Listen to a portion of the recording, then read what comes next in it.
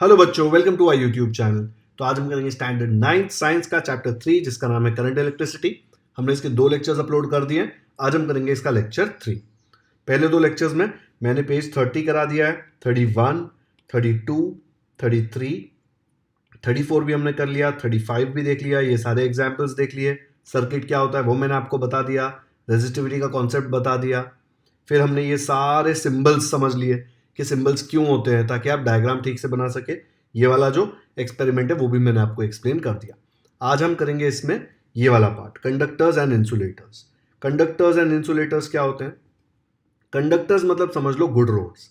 अगर कोई गाड़ी गुड रोड पे जाती है तो वो तेजी से जाएगी, अगर रोड थोड़ा खराब होगा तो वो स्लो से जाएगी। और इंसुलेटर क्या होता है? एकदम ही खराब रोड, उसके थ्रू गाड़ी जा ही नहीं सकती, वैसे खड्डे हैं। तो जो करंट होता है ना, वो करंट कंडक्टर के थ्रू एकदम आराम से चला जाता है। जितना अच्छा कंडक्टर उतना अच्छा रोड, उतना आराम से करंट उसके थ्रू जा सकता है। जैसे मैंने आपको बताया था, copper is a very good conductor, aluminium is a good conductor but it is not as good as copper. तो कॉपर के थ्रू करंट एकदम आसानी से जाता है, करेक्ट। और भी है कंडक्टर्स, आयन भी कंडक्ट करता है, राइट। बट आयन के थ्रू भी जितना इजीली कॉपर के थ्रू जा सकता है उतना इजीली वो आयन के थ्रू नहीं जा सकता। तो ये कंडक्टिंग कैपेसिटी किससे पता चलती है? हमने क्या सीखा था? रेजिस्टेंस। रेजिस्टेंस जिसका कम होगा, दो substances which have very low resistance, मतलब वो करंट को आराम से अपने थ्रू जाने देगा क्योंकि उसका रेजिस्टेंस लो है, are called conductors. Current can flow easily through such materials. Insulators क्या होते हैं? दो substances which have extremely high resistance, इतना हाई कि करंट इनके थ्रू फ्लो ही नहीं हो सकता, ठीक है। वो रास्ता बहुत डिफिकल्ट है करंट के लिए, and through which current can not flow are called insulators. तो आपने इंसुलेटर कहाँ देखा है? जो वायर्स होते हैं आपके घर में उसके ऊपर कलर कलर की प्लास्टिक की कोटिंग होती है, आपने देखा है? जब इलेक्ट्रिशियन आता है तो पकड़ से वो कोटिंग निकालता है तो अंदर कॉपर का वायर चमक रहा होता है। तो प्लास्टिक क्यों लगाते हैं ऊपर? ताकि कोई उसको टच करे वायर को तो करंट ना लगे। इसका मतलब क्या है कि वो प्लास्टिक जो ऊपर लगा है, रबर की जो कोटिंग है या प्लास्टिक की जो कोटिंग है वायर के ऊपर, वो इंसुलेटर है, इसलिए करंट उसमें आ ही नहीं पा रहा। लेकिन अंदर जो कॉपर का वायर है उसमें तो है करंट। आपके मोबाइल का चार्जर देख लो, आपके मोबाइल के चार्जर का जो वायर है वो वायर के ऊपर प्लास्टिक की कोटिंग है, उसको पकड़ोगे तो करंट नहीं लगता आपको। लेकिन अंदर अगर आप उसको तोड़ के निकालोगे तो अंदर तो मेटल का वायर निकलेगा ना, वो तो कंडक्टर है, उसमें तो करंट होगा। तो आपने इंसुलेटर देखा है ना, आपके चार्जिंग केबल पे ही इंसुलेटर है, उसके ऊपर कोई करंट फ्लो नहीं हो सकता, लेकिन उसके अंदर जो वायर है वो कंडक्टर है, उसके अंदर से करंट फ्लो होता है, इसलिए आपका मोबाइल चार्ज होता है। Okay, why are some substances conductors while others are insulators? ये क्वेश्चन हमने देखा था फ्री इलेक्ट्रॉन्स में।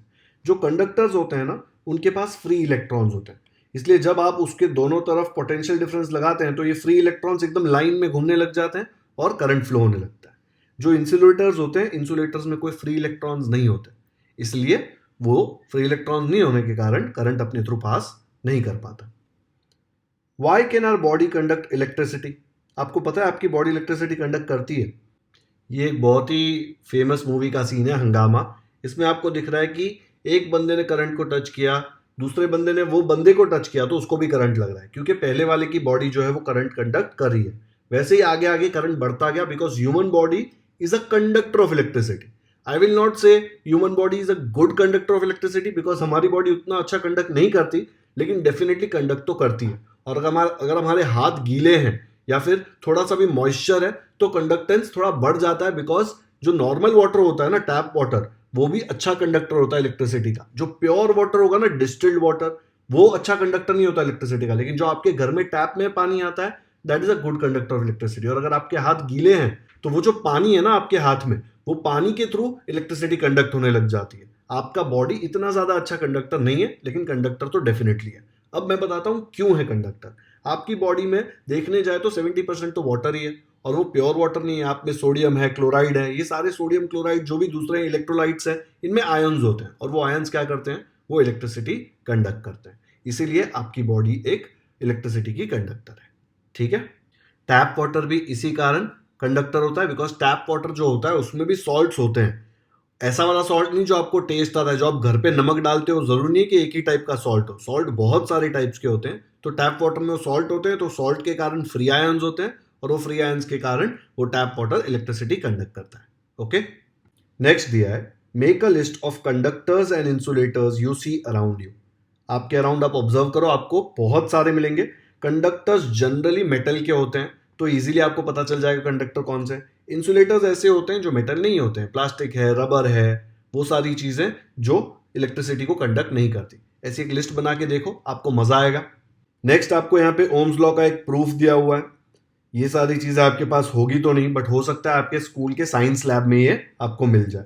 आपको 4 सेल्स चाहिए 1.5 वोल्ट्स के, ये तो पेंसिल सेल होता है। एम मीटर चाहिए, वोल्ट मीटर चाहिए, और कंडक्टिंग वायर्स चाहिए, नाइक्रोम वायर चाहिए, प्लग की चाहिए। ठीक है, तो ये सब लगा के क्या कर रहे हैं ये लोग, यहाँ पे एम मीटर लगा दिया। यहाँ पे बैटरीज कैसे कंडक्ट करी, पहले एक ही बैटरी लगाई, ठीक है, एक ही सेल लगाया, फिर सेकेंड सेल लगाया, फिर थर्ड सेल लगाया, फिर फोर्थ सेल लगाया। पहले एक सेल लगा के देखा कि क्या हो रहा है भाई, फिर दूसरा सेल लगा के देखा, तीसरा सेल लगा के देखा, चौथा सेल लगा के देखा। इससे क्यों कर रहे हैं हम लोग चेक कर रहे हैं ओम्स लॉ। हम लोग को देखो, जब ये हम लोग पोटेंशियल डिफरेंस लगाएंगे यहाँ पे, जब ये लगाएंगे और यहाँ पे वोल्ट मीटर होगा, तो हमको पोटेंशियल डिफरेंस का वैल्यू मिल जाएगा। पोटेंशियल डिफरेंस मतलब वी का वैल्यू। और यहाँ पे मैंने एम मीटर लगाया, तो यहाँ पे से जो करंट ज़्यादा है उसकी भी वैल्यू मिल जाएगी।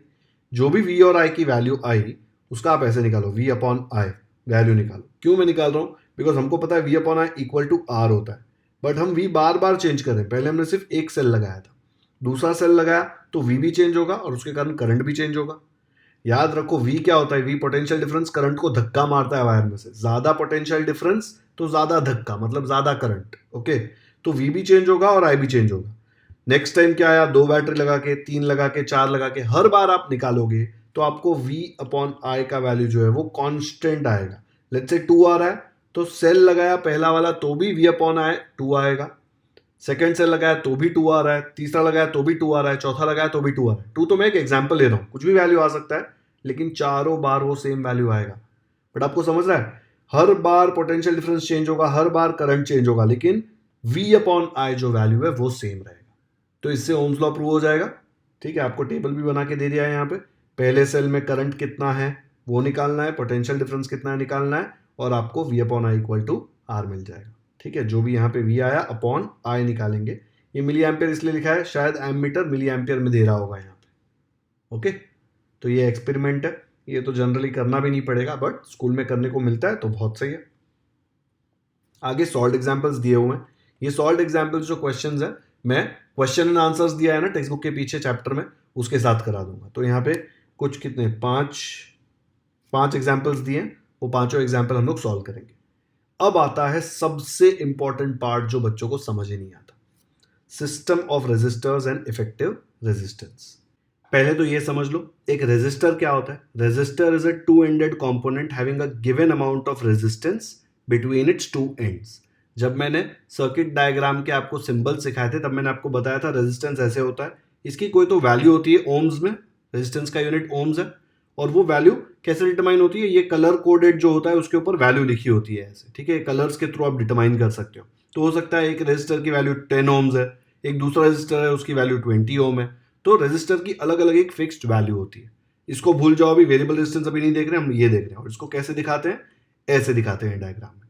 ओके, तो हम लोगों को क्या करना है, रेजिस्टर्स इन सीरीज लगाना है। सीरीज मतलब इसको मत देखो, एक के बाद एक देखो। पहला रेजिस्टर यहाँ पे, फिर उसके बाद वापस उसके बाजू में R2, उसके बाद नेक्स्ट R3 दिख रहा है। तीनों रेजिस्टर्स एक के बाद एक के बाद एक है। इसको भूल जाओ, ये कुछ काम का नहीं है अभी आपके।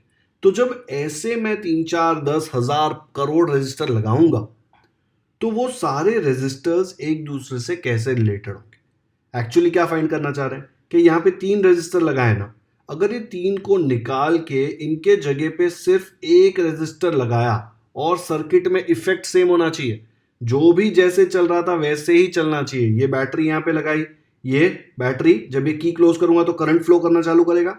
जो करंट की वैल्यू यहाँ पे थी वही आनी चाहिए, जो 3 में आ रही थी 3 रेजिस्टेंस में, वो 1 में आनी चाहिए।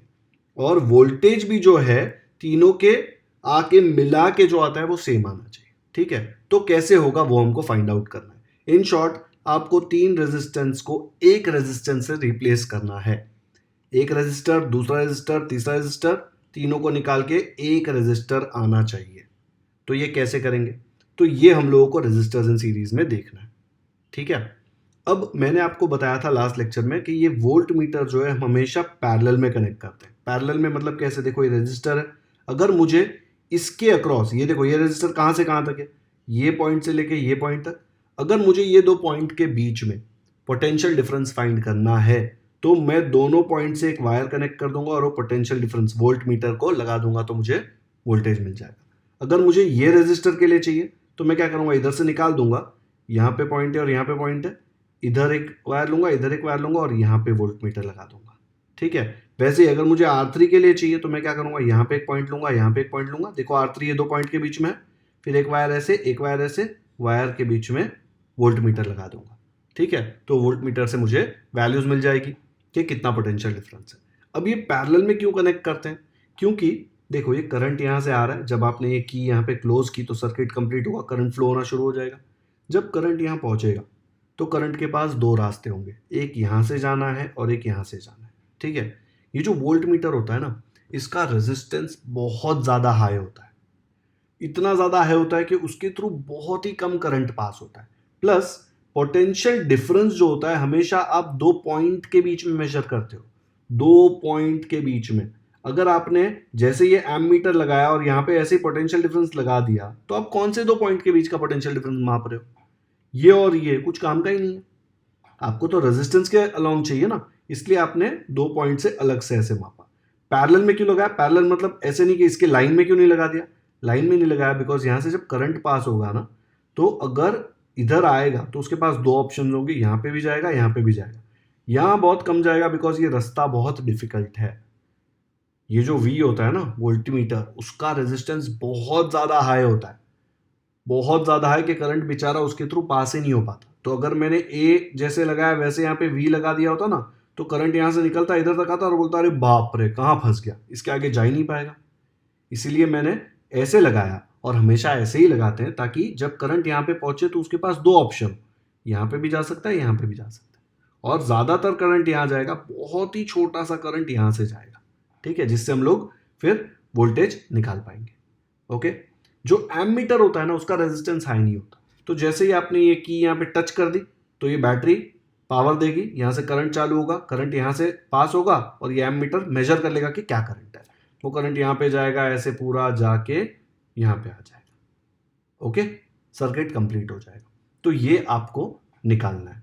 अभी ये जैसे ही की क्लोज होगी तो यहाँ से जो करंट निकला, करंट तो सेम जाएगा, यहाँ पे करंट तो चेंज होना नहीं है। क्या चेंज होगा, यहाँ पे R1 के अक्रॉस जो पोटेंशियल डिफरेंस है वो अलग होगा, R2 के अक्रॉस जब आप वोल्ट मीटर लगा के मापोगे तो इधर भी पोटेंशियल डिफरेंस अलग होगा V2, और R3 के अक्रॉस भी पोटेंशियल डिफरेंस अलग होगा V3। सीरीज में करंट हमेशा सेम होता है। अगर इतना छोटा सा फैक्ट आपने याद कर लिया, याद क्या करना है, जैसे ये बंद किया करंट जो जा रहा है, करंट कहाँ से चेंज होगा, वो तो सेम ही रहेगा ना, पूरा घूमते रहेगा घूमते रहेगा। ठीक है, चेंज क्या होगा, पोटेंशियल डिफरेंस मतलब कि वोल्टेज V1 V2 V3, और रेजिस्टर्स तो तीन आपने अलग लगाए थे, वो तीन चेंज होंगे। तो आपको इन सबके बीच का रिश्ता निकालना है। ठीक है, चलो मैं अलग से डायग्राम बना रहा हूं, एक बार देख लो। तो मैंने यहाँ पे तीन रेजिस्टर्स लगा दिए सीरीज में, R1 R2 R3। अब ये जो की है ना ये वाली, इसको मैं ऐसे टच कर दूंगा, देखो ऐसे। जैसे ही टच किया तो क्या होगा, यहाँ से ये बैटरी का सर्किट कंप्लीट हो जाएगा, देखो कंप्लीट कंटिन्यूअस है, तो यहाँ से करंट फ्लो होना शुरू हो जाएगा। एक करंट फ्लो होगा, यहाँ पे जाएगा, इधर से ऐसे घूम के इधर आएगा, और ये एमीटर उसकी वैल्यू मेजर कर लेगा। लेट्स से एमीटर मेजर करता है कि ये करंट की वैल्यू है I, तो ये I करंट यहाँ से जाके वापस घूम के आएगा, वापस I घूमते रहेगा। ठीक है, रेजिस्टेंस के थ्रू भी जाएगा, सब जगह जाएगा। ओके, चेंज क्या होगा, जब यहाँ पे करंट जाएगा ना तो ये जो पोटेंशियल डिफरेंस है वो अलग होगा, R1 अलग है, इधर भी पोटेंशियल डिफरेंस अलग होगा। तो हम क्या करेंगे, हम ये पोटेंशियल डिफरेंस हर जगह मेजर करेंगे। लेट्स से हमने यहाँ पे मेजर किया तो पोटेंशियल डिफरेंस का वैल्यू क्या आया, वैल्यू आया V1 नाम दे देते हैं R1 के अक्रॉस।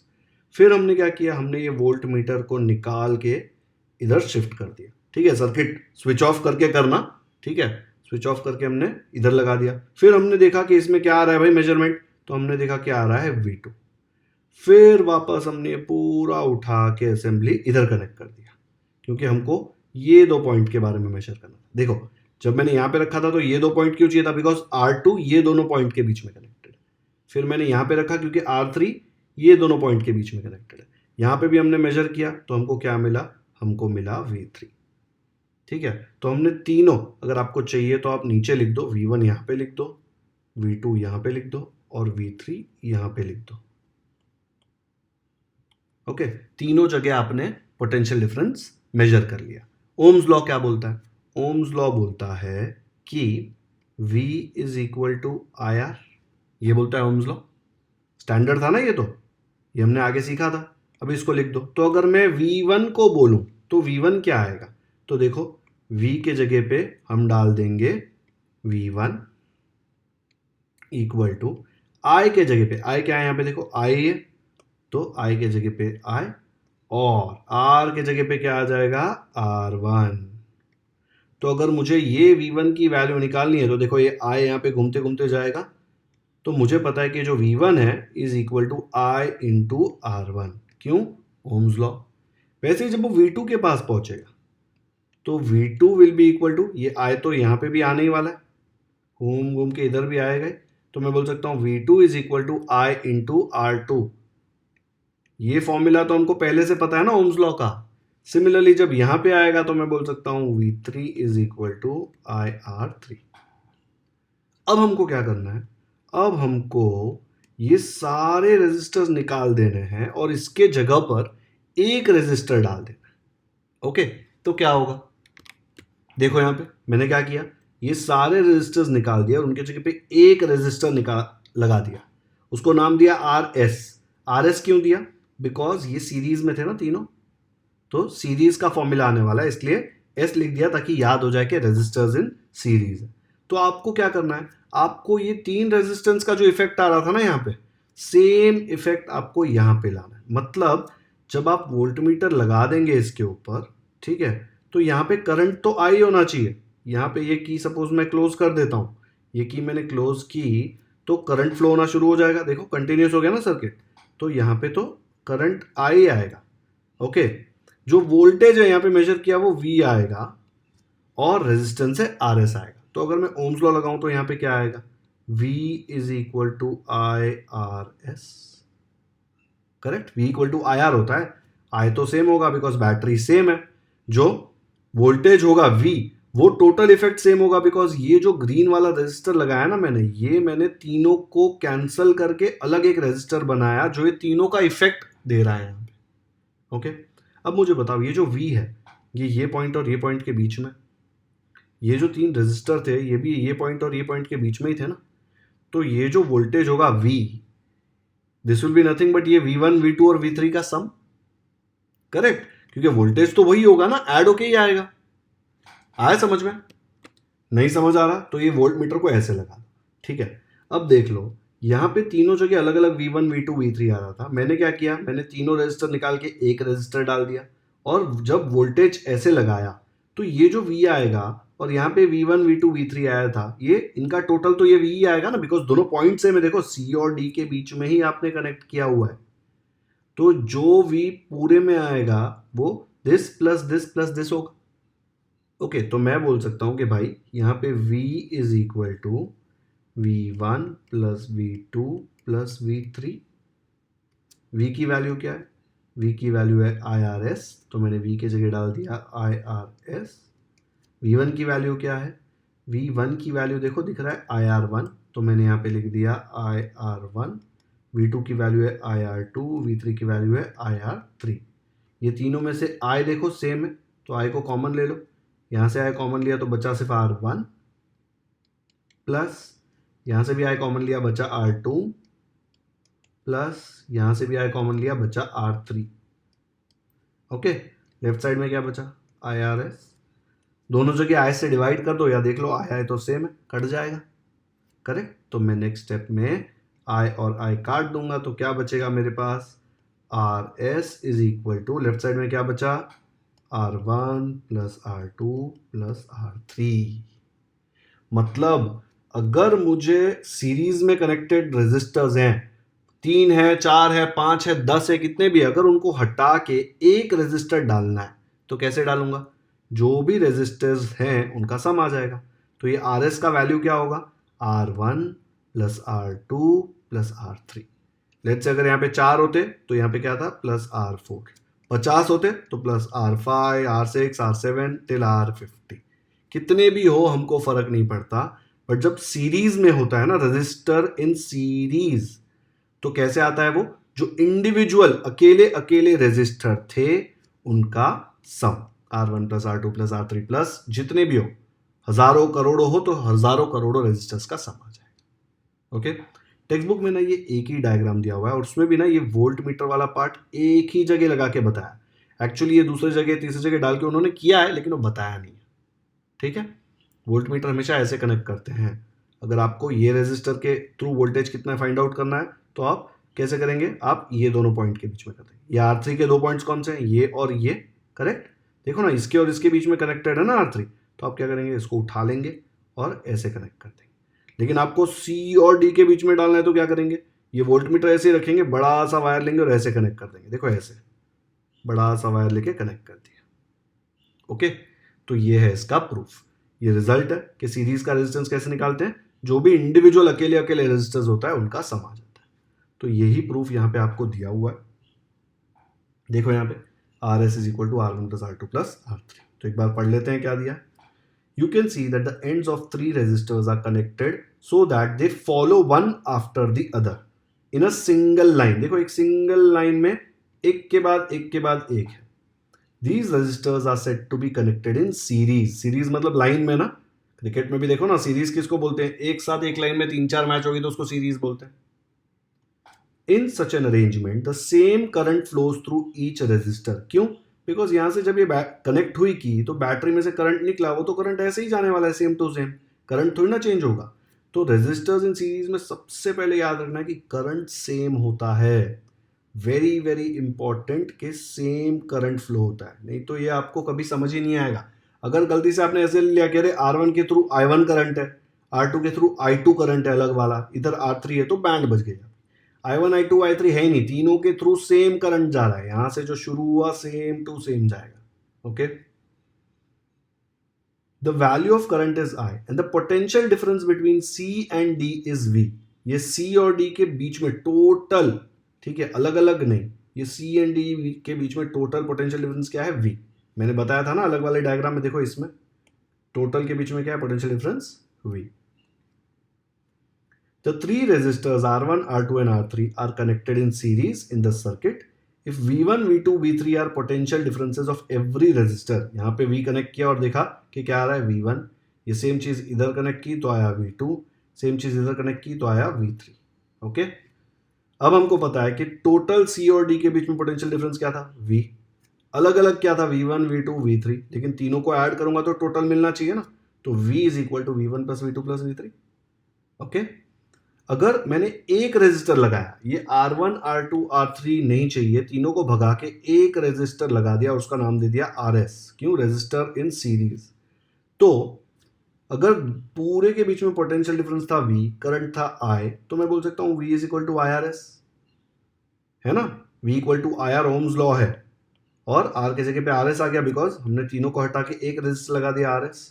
एंड हर एक रेजिस्टेंस के यहाँ पे अगर आप ओम्स लॉ लगाएंगे तो आपको पहले मिलेगा V1 इक्वल टू IR1, ये बताया था मैंने आपको, फिर V2 equal to IR2, V3 equal to IR3।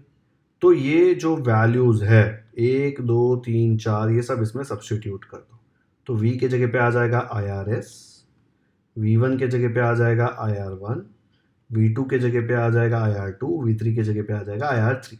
तीनों में से I कॉमन ले लेंगे बाहर, I और I कट जाएगा, बचेगा RS और यहाँ बचेगा R1, R2, R3।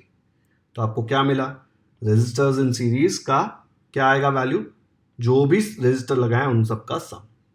ओके, अगर आपको ये डेरिवेशन लिखना कैसे है वो देखना है तो मैंने यहाँ पे एक प्रूफ लिख के दिया है आपको। अगर एग्जाम में क्वेश्चन आता है कि रेजिस्टर सीरीज में कनेक्ट करेंगे तो उनका कंबाइंड रेजिस्टेंस क्या होता है, तो ये डायग्राम आपको बनाना पड़ेगा और ऐसे लिखना पड़ेगा। Let R1, R2 and R3 be the 3 resistors connected in series between points C and D। C and D लिया because टेक्स्ट बुक में भी C and D दिया, देखो C, D, R1, R2, R3। The value of current is I and the potential difference between C and D is V। जो current यहां से निकलेगा वो होगा I और पोटेंशियल डिफरेंस जो C और D के बीच में है वो V है। देखो बच्चों, पोटेंशियल डिफरेंस ये बैटरी से आता है, तो बैटरी कौन से पॉइंट्स के बीच में, सी और डी के बीच में कनेक्टेड है, तो उसके बीच में पोटेंशियल डिफरेंस क्या है, V. Okay, if V1, V2 एंड V3 are potential differences across R1, R2 and R3, हर एक रेजिस्टेंस के अक्रॉस डिफरेंट पोटेंशियल डिफरेंस होगा, करंट सेम होगा लेकिन पोटेंशियल डिफरेंस अलग अलग होगा, तो हमने नाम दे दिया V1, V2, V3। अब टोटल पोटेंशियल डिफरेंस जो है वो तीनों का सम ही आएगा ना, चेंज तो हो नहीं रहा, बैटरी सेम लग रही है, तो मैं बोल सकता हूं total potential difference is V1 plus V2 plus V3। But total potential difference हमने ऑलरेडी क्या लिया था, V, तो उसके जगह पे लिख दिया V equal to V1 plus V2 plus V3। ये हो गया अपना इक्वेशन 1। उसके बाद हमको ओम्स लॉ से पता है कि अगर V1 है तो उसके साथ करंट I था और रेजिस्टेंस क्या था, R1, तो V इक्वल टू IR से हमको आया V1 equal to IR1, V2 equal to IR2, V3 equal to IR3। Also ये तीन रेजिस्टेंस मुझे चाहिए ही नहीं, और तीनों को निकाल के मैं एक रेजिस्टर लगा देता हूं। देखो ये वाला डायग्राम बताना नहीं है, लेकिन मैंने आपको ड्रॉ करके बताया था कि तीनों निकाल के मैंने एक रेजिस्टर लगा दिया RS, तो मैं ओम्स लॉ उस पर भी लगा सकता हूं। मैं बोल सकता हूं ठीक है भाई, V इक्वल टू IR होता है, तो V और I तो है ही, R के जगह पे आ जाएगा RS। पूरे सर्किट का ले रहे हैं तो V आएगा ना, देखो ना ऊपर V था, ओके, C एंड D के बीच में V था, ये C एंड D के बीच में RS है ना, तो C एंड D के बीच में V था, तो V इक्वल टू IR करेंगे तब V के जगह V आएगा, I के जगह आएगा, R के जगह RS आ जाएगा। ये जो इक्वेशन है 2, 3, 4, 5 ये सब सब्स्टिट्यूट कर दो 1 में, तो V के जगह पे आ जाएगा IRS, फिर यहाँ पे V1 के जगह पे आ जाएगा IR1, V2 के जगह पे आ जाएगा IR2, V3 के जगह पे आ जाएगा IR3, तो यहाँ पे मिलेगा IR1 plus IR2 plus IR3। यहाँ पे देखो, तो तीनों में से मैंने I कॉमन ले लिया, तो बचा अंदर R1, R2 और R3, यहाँ से I कॉमन निकालो तो बचा R1 plus I common R2, I common R3, दोनों तरफ I कैंसिल, बचा क्या, RS equal to R1 plus R2 plus R3। मतलब जो कंबाइंड रेजिस्टेंस है RS, कंबाइंड वर्ड समझ लो थोड़ा, क्योंकि उन तीनों को कंबाइन करके एक नया रेजिस्टर बनाया आपने, उसका वैल्यू क्या आता है, तीनों रेजिस्टर का सम। ओके, तो यहाँ पे अगर n रेजिस्टर्स होते तो RS equal to R1 plus R2 plus R3 plus R4 plus R5 Rn तक, n 100 तक है तो 100 रेजिस्टर का सम आ जाएगा। ओके, ये डायग्राम भी बनाना पड़ेगा और ये पूरा ऐसे का ऐसा लिखना पड़ेगा। मैंने शॉर्ट में अच्छे से सिस्टमैटिक वे में आपको दिया है, वीडियो पॉज करके आपके नोटबुक में कॉपी कर लो। अगर सीरीज पे क्वेश्चन आता है डिराइव करने का तो आप ये डेरिवेशन लिख सकते हो वहां पे। कर लिया कॉपी, और ये डायग्राम बना दो। एग्जाम में ये डायग्राम बनाना जरूरी नहीं है, लेकिन आपकी समझ के लिए अगर आपको साइड में कहीं पे ये डायग्राम बनाना है तो बना लो कि RS अलग से लगाएंगे तो सर्किट कैसा दिखेगा। 3 रेजिस्टर को भगा के एक रेजिस्टर लगा दिया, सेम टू सेम सर्किट, सिर्फ रेजिस्टर चेंज हो गए बस। ठीक है, तो हमारा रेजिस्टर्स इन सीरीज खत्म। इसमें सबसे इंपॉर्टेंट बात क्या है कि करंट सेम होता है, वो आपको याद रखना है। आगे क्या दिया है, if resistors are connected in series the same current flows through each resistor. अभी मैंने बताया सबसे important, the effective resistance of the resistors is equal to the sum of their individual resistances. हमने देखा 3 अलग अलग थे, तो इफेक्टिव रेजिस्टेंस जो आया RS तीनों को मिला के, it was what, sum of R1, R2, R3। The potential difference between two extremes of the arrangement is equal to the sum of potential differences across individual resistors। जो पूरा potential difference है ना, यहां पे देख लो, पूरा potential difference है ना इस दोनों पॉइंट के बीच में V, it is equal to sum of potential differences of individual resistor। यहां पे क्या था, V1 प्लस इसका V2 प्लस इसका V3, तो जो V है ना it is equal to V1 plus V2 plus V3, ये बोल रहा है वो। ओके, ये वाले स्टेटमेंट में the effective resistance is larger than each of the individual resistance। obviously जो effective resistance है R1 plus R2 plus R3 आया ना, तो RS का जो भी वैल्यू आएगा R1 से तो बड़ा ही होगा, बिकॉज RS में तीनों का सम है, तीनों में से अगर कंपेयर करेंगे तो तीनों से बड़ा ही आएगा ना RS। This arrangement is used to increase the resistance in a circuit. अगर आपको सर्किट में रेजिस्टेंस बढ़ाना है तो आप हमेशा सीरीज में लगाएंगे। एक दूसरा अरेंजमेंट भी होता है जो मैं नेक्स्ट लेक्चर में आपको कराऊंगा, रेजिस्टेंस इन पैरेलल, उसमें रेजिस्टेंस कम हो जाता है। ठीक है, do you know when resistors are connected in series they are connected one after another, if any one of them does not function the circuit breaks and there is no flow of electricity.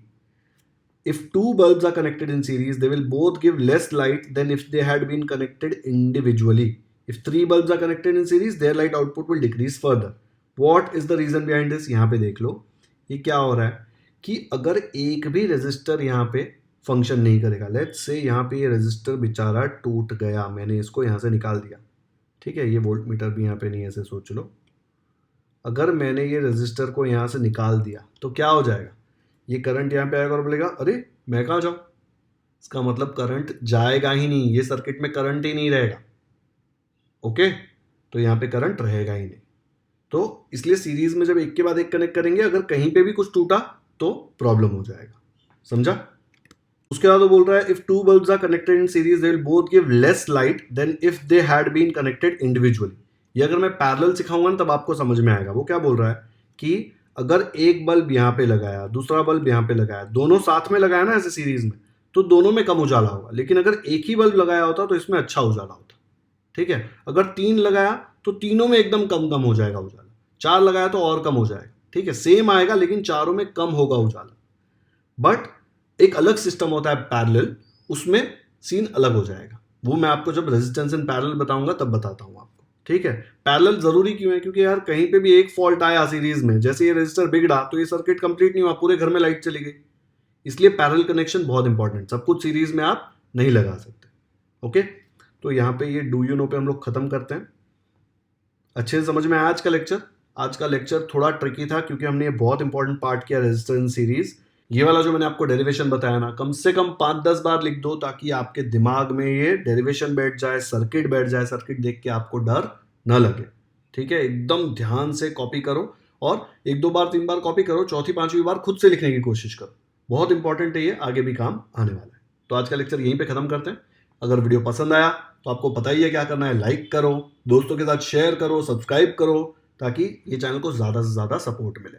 अगर आपने already subscribe कर दिया है तो thank you, नहीं किया है तो क्यों वेट कर रहे हो, इतने डिटेल में आपको कोई नहीं सिखाने वाला, आधे घंटे में पूरा चैप्टर खत्म करके छोड़ देंगे। यहाँ पे ये चैनल पे हम हर एक क्वेश्चन सॉल्व करेंगे, साइंस में भी और मैथ्स में भी, ठीक है। तो कर लो सब्सक्राइब, बाजू में बेल आइकन है वो भी क्लिक कर दो ताकि आपको नोटिफिकेशन आ जाए जब भी मैं नेक्स्ट वीडियो अपलोड करूँ। कमेंट्स में मुझे ज़रूर बताएं कि आपको ये वीडियो कैसा लगा। मैं सारे कमेंट्स पढ़ता हूँ, हर एक कमेंट को रिप्लाई नहीं कर पाता, लेकिन पढ़ता सारे कमेंट्स हूँ और मुझे बहुत मोटिवेशन आता है कमेंट्स पढ़कर और ज़्यादा वीडियोस बनाने के लिए। Thank you so much for watching this video.